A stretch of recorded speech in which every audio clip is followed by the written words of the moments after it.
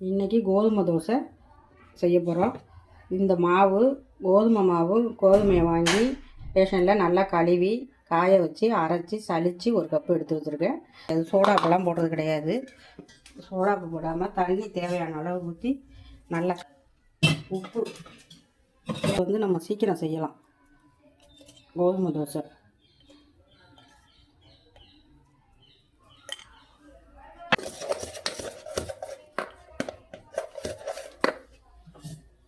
நல்லா மாவு கலக்கிட்டு தண்ணி ஊற்றி நல்லா மிக்ஸ் பண்ணணும்.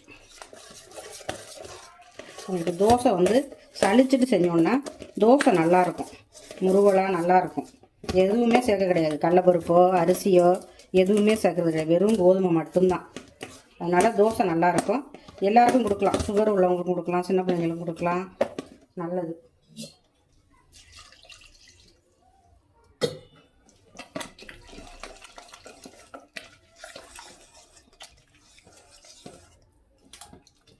மாவு நல்லா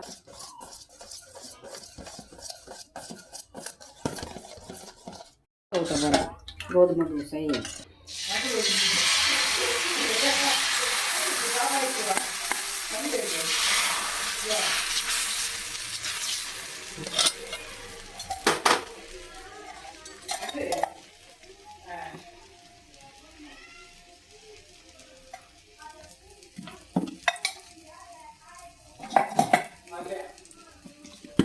பூண்டு சட்னிக்கு தேவையான பொருள்: 3 தக்காளி, 10 பல் பூண்டு,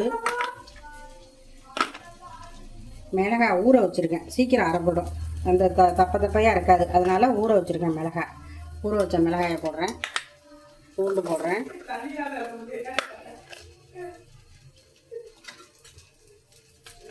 கட் பண்ணி தக்காளி போடுறேன்.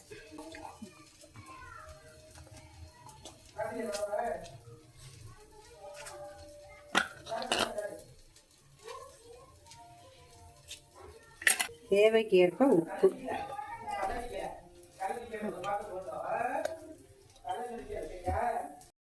பூண்டு சட்னி அரைச்சிட்டேன். இப்போ தாளிக்க போகிறேன். தோசையை திருப்பி போட்டுட்டு அடுப்பில் பற்ற வச்சு சட்டி காஞ்சோடனே எண்ணெய் ஊற்ற போகிறேன். ஊற்றிட்டேன். அடுத்தது கடுகு போடுறேன்.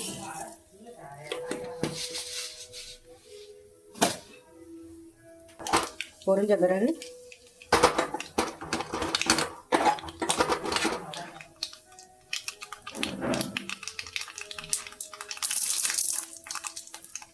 வெள்ளை உளுத்தம் பருப்பு போட்டிருக்கேன்.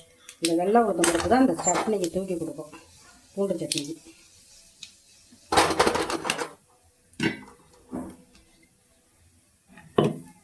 கருவேப்பிலை போடுறேன். உளுந்து கலந்து போட்டு அடுப்பை ஆஃப் பண்ணிவிட்டு சட்னி.